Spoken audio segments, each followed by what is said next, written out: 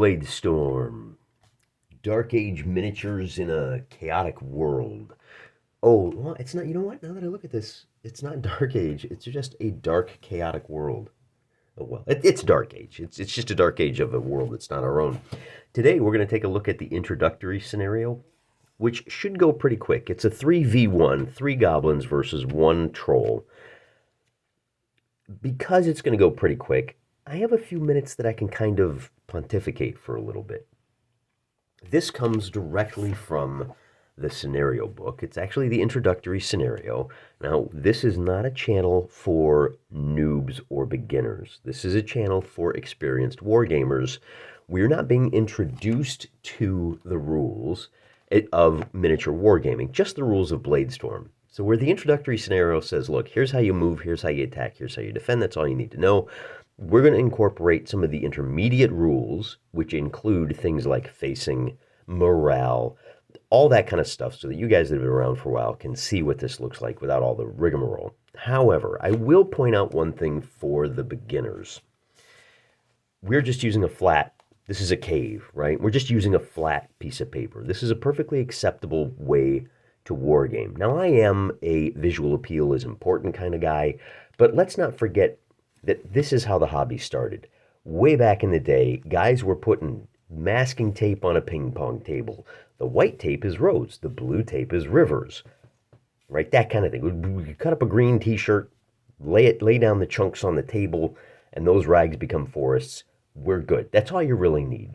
And so if this is all you got because you're getting started, do it. But always with an eye towards, hey, maybe we'll get just that little bit of terrain, a couple of rocks to put down and make it 3D. But for the sake of today's scenario and helping the miniature stand out a little bit, we're just going to play this on a 2D mat. This scenario is also included in the scenario book, very helpfully. The boxed set, I should have made a Bare Naked Ladies, my new box set song. But, you know, again, we don't go for the music humor because I'm not really a humor guy. Now, the source book includes 26 scenarios between the source book and the rules book. They do you the kindness of duplicating effort by giving you these scenario books, and this is on like a heavy cardstock paper, which I didn't talk about in my unboxing video because who cares? But what's nice is it gives you all the information you need in a handy little chart. So I photocopied this at a place where I might not have supposed to. You guys know what I'm talking about. We all do it. It's shh, don't tell anybody. So it gives you all the little rosters here in the scenario with a lot more detail in the book. So kind of a nice little value added, little bonus from the guys at Iron Crown Enterprises. Thank you, Mr. Fenton, wherever you are. And we can and I'm going to go ahead and use these. Instead of using like dice as wound counters, we have the little cards over here. When our troll takes damage, we're going to mark these boxes off. The other thing I'll point out, let me get out my figures. I don't have a sea troll. What I have is a troll. This guy is from, let's not over zoom it there. This guy is from the Demon World line. Everybody likes to know where it comes from. He is a 15mm troll. He looks very similar to a G-Dubs troll. We're going to use him. Now the troll is only armed with claws. This is not straight WYSIWYG. Instead of claws, he's got a big scimitar. Hey, that's fine. Where? There's a hair in my soup in my game. All right, then what about my goblins? I don't really have any decent goblin figures. In my collection, the goblins are all nomadic tribes, so they're all wolf riders, or they have wolf pets, and they're all like riding on things. So instead of using goblins, we are going to use our handy-dandy little ratlings here. And in this case, we have, as you can see, 3 ratlings. I got a couple of guys with a couple of knives. These are like some kind of assassin boys. And then I got a guy with a big old ball and chain, right? So this flail boy is going to do some blamage as well. But I wanted to show you what those look like because they have names here. Sea Troll, very easy. He moves 7 inches. Melee attack 3d6 plus 4. Damage high plus 2. So he's a big, tough guy. Lots of endurance. Got to roll a 10 to hit him. And of course, I'm going to add the little M here at the halfway mark. Maybe we'll put a little slash there just to remind myself, okay? Now, the Sea Troll is going up against 3-1. Crow, Arg, and Montu. And I don't know why I can't get that to focus right. That's a little annoying.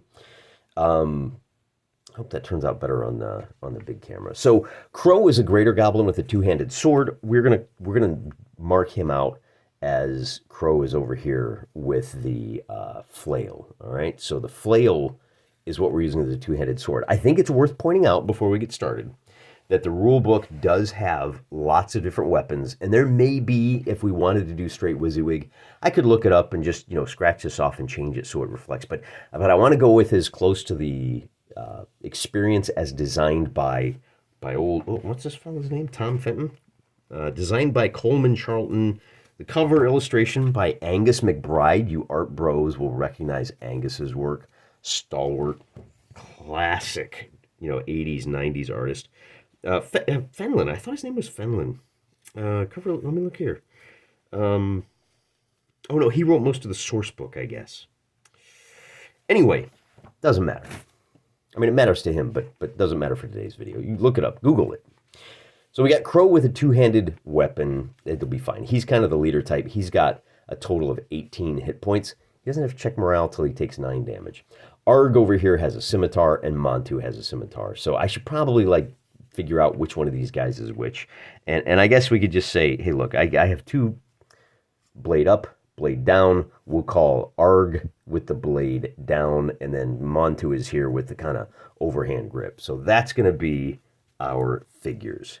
And then helpfully the scenario designer here has told us where these guys start. As you can see, my bases are a little undersized naturally. So what is it? We said that Crow is the guy with the two-handed sword. So he starts off right here in the back, and then, Arg and Montu, it doesn't really matter. So we just put them there and there. Okay, and what did I say? Arg is the guy with the underhand. No, Montu. Make sure I get that right. Okay, Montu. And I'll put some additional notes here, and then we can get started. But before we do, I do want to point out, one of the reasons that the 2D is fine is so long as those 2 dimensions in the terrain that you have give you meaningful choices. And one of the important meaningful choices here is that this is a cave, and the gaps that are smaller than his base, than the sea troll's base, which would be this gap here and this gap here, and maybe this one over here, he can't fit through. Now, again, I'm using a smaller scale. It's fine. But for the purposes of scenario design, this gives us some meaningful choices. If you want to play a game where you don't have any meaningful decisions to make, go play the latest editions of Dungeons & Dragons, okay? And anything like after AD&D or like the modern sensibility, it doesn't matter what you do, right? The DM is going to decide what happens anyway, so it doesn't matter. He'll fudge the dice or rule 0. But we're miniature war gamers. We game at a higher level than that. So we like having to make choices and live with the consequences of those choices. And this terrain here gives us some interesting choices. As our troll moves up, he can secure his flanks. Remember, facing is important. Now, he's outnumbered 3-1. So if one of these goblins can get behind him, he will get a huge attack bonus. And the nice thing is the goblins can skitter through here. I keep saying goblins. They're skavens. You know what I mean. They're ratlings. Legally distinct rat creatures. So they can run through here and get behind him. So he's going to have to be careful how and where he stands in order to protect his back. But that gives the ratlings a meaningful choice as well. Do they want to waste a turn coming through here where he can't stop them? Because one of the things with the movement is you cannot move through your friend. So if we move our leader up, then these guys can get out. Particularly if your friend is locked in combat. And the way that works, the Hex and Counter Wargamers will be familiar with this concept. There's a ring 1 inch around every figure, or it's actually as wide as the base itself. So these bigger bases have a bigger zone of control. And if your enemy figure passes within that zone of control, they have to stop and immediately make a beeline straight for the figure. So even the facing matters in terms of if he's facing this way, like you may need to come at a different angle in order to attack him in the front. But remember again that after you move and before the melee, the figure can decide which direction he's facing. So he can even expose a flank now, knowing, what would he do here? So this is the stronger goblin. He may say, you know what? I'm going to expose my flank to this guy because I want to fight face to face with the leader. So there's some really interesting choices going on here, even if your terrain is limited to flatland. There's a lot of wrinkles to this game that I haven't really gone through in any detail yet. We'll get there, don't worry about it. And there's a couple of things I kind of need to correct. Our goblins can move 5 inches, so I'm going to go ahead and bring my leader up 3, and then you face the whatever direction you want. I'm going to bring my first guy up to here, and you can make turns as you need to. So I'm going to go ahead and bring this fella over 3 inches. We're going to see if we can get to the back of the sea troll. Now that gives the sea troll the option of attacking whoever he wants.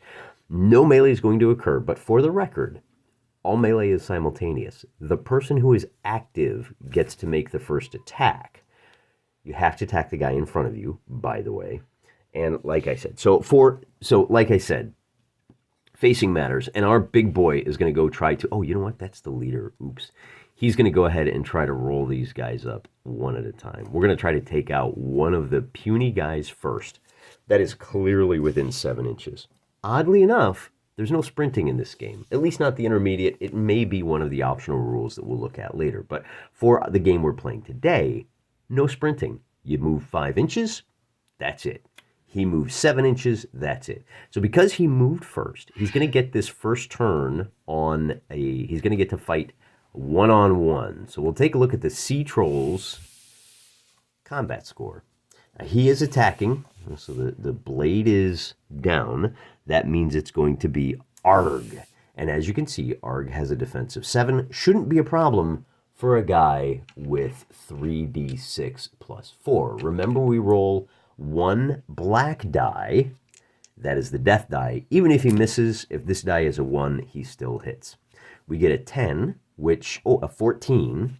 10 plus 4 is 14, which last time I checked is greater than 7. That is going to be a hit.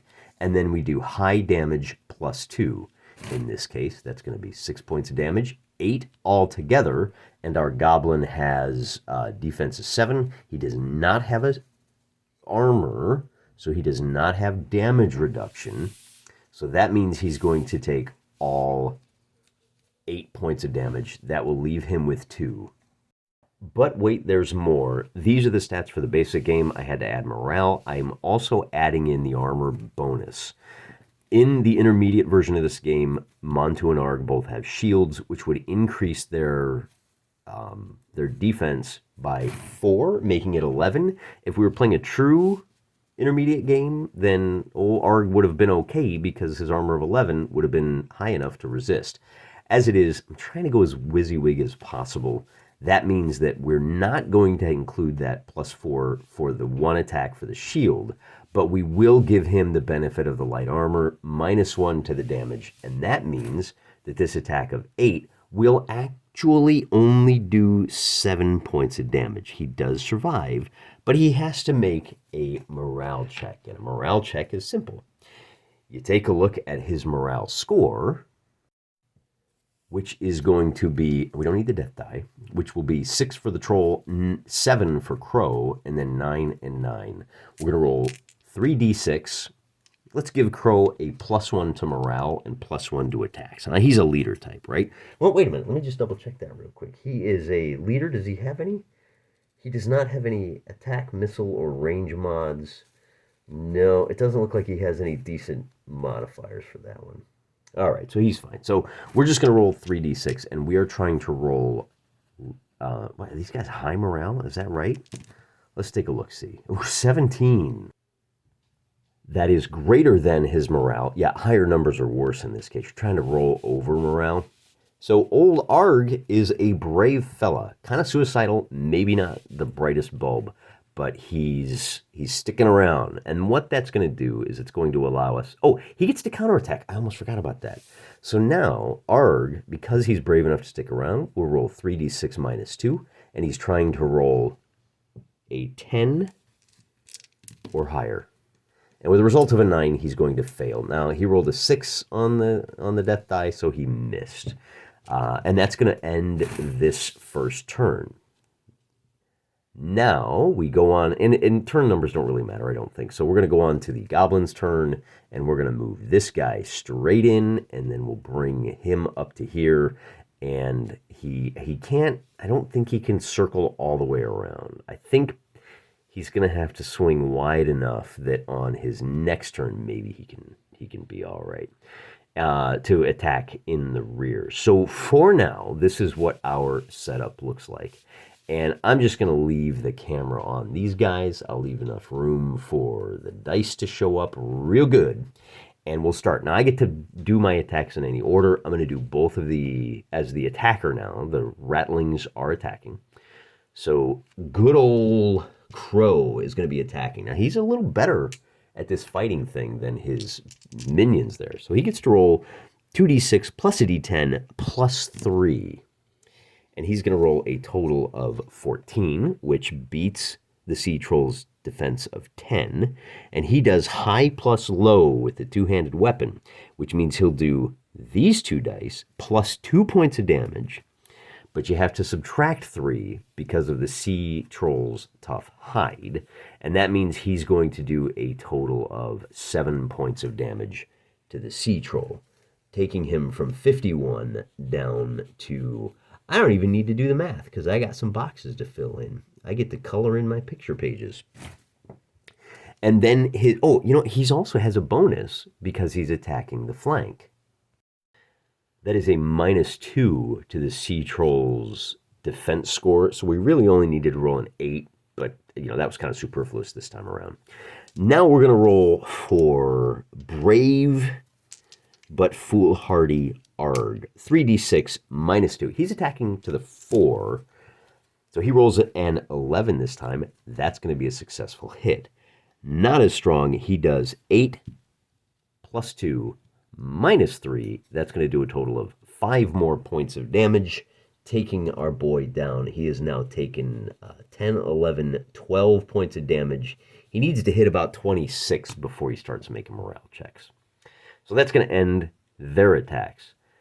He has to attack the guy in front. And he actually, he could have pivoted this way to attack. But I guess we're going to go ahead and stay this way because we want to eliminate one of these guys. If he's not going to run off from taking damage, we'll just have to do it the hard way. 3d6 plus 4. Not a great roll, but a 10 is high enough to beat Arg's defense score. And this will actually work out reasonably well. We do high plus 2 damage. Well, that means we get to count all 3 of these. So it's not a particularly high number, but it does mean we do 8 damage, minus the 2 for damage. Oh, -1 damage resistance. Oh, my goodness. He's still going to do 5 points of damage. With only 3 left, Arg is going to yell out his name one last time, and then he shuffles off this rattling coil. That ends the turn. Now it's our big boy's turn, and the only thing he can do if he wants to move is pivot and back away. However, he doesn't want to do that. He's going to go toe-to-toe. Now he's got 2-1. He's liking these odds, so he's going to take a shot. Combat simultaneous. So he takes a shot at Crow this time. 3d6 plus 4, and boy, we're just really not shooting the daylights out here with the dice, are we? That's going to be a total of 2, 4, 8, 11, which is high enough to beat Crow's defense of 9. So he still succeeds, but unfortunately for him, 11, it's 15 actually, because it's plus 4. Wait. 7 plus 4 is 11. Yeah, okay. So this is high plus 2. Oh my gosh, that's terrible damage though. Only 5 damage, and with the heavy armor, Crow is going to negate 3 of those, so Crow only takes 2 points of damage, and he can shrug that off. He doesn't need a morale check. And not only that, but he's going to get to attack back. He needs a 10, however, and with the 9, the 3, the plus 3 on his attack, he's going to do some crazy damage this time. Because remember, he does high plus low, plus 2. And in this case, our lowest die is a pair of 3s, so we do the full 15 points of damage. 17, including his plus 2 damage. 17, even minus the 2. That's 15 points of damage.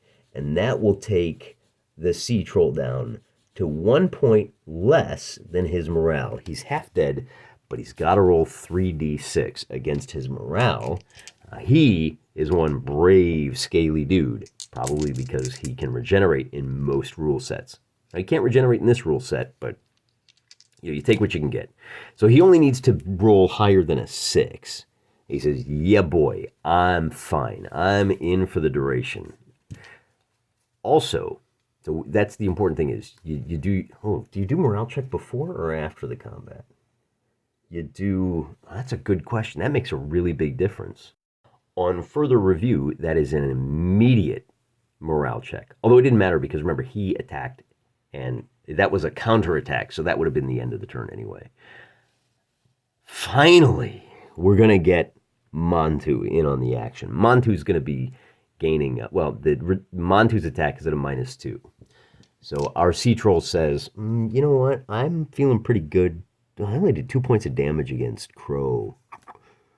He might want to actually pivot and say, you know what, I'm going to turn this direction and give the play, because he's probably going to wind up hitting anyway.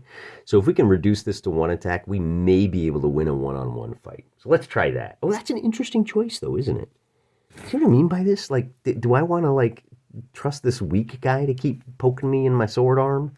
Or do I want to try and eliminate that threat first? That's kind of a puzzler.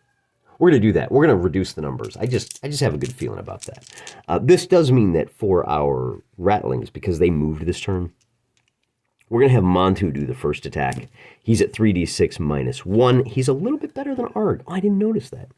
So 3d6 -1, that's going to be an 11. -1 is 10. That will be a successful hit. He does high +2. That is 6, 8, -2 for the rough hide. And that's going to do another 6 points of damage. And he might have made the right call. Sea Troll might be going after the right guy. Still one more attack to survive before he can counterattack. And we get a total of, and man, once again, 14, 18 to hit. That's going to be successful against a defense of 10, -2. His defense is only 8 because of the flanking bonus. Be that as it may, the damage is still high plus low +2. That means we're doing 16 points of damage. Even with the 2 damage reduction, we're going to do 14 points of damage. And that takes him down to just 4 left. But he may be able to take Montu with him. He's going to give it a shot anyway. It's not a campaign game, so we can just play this out.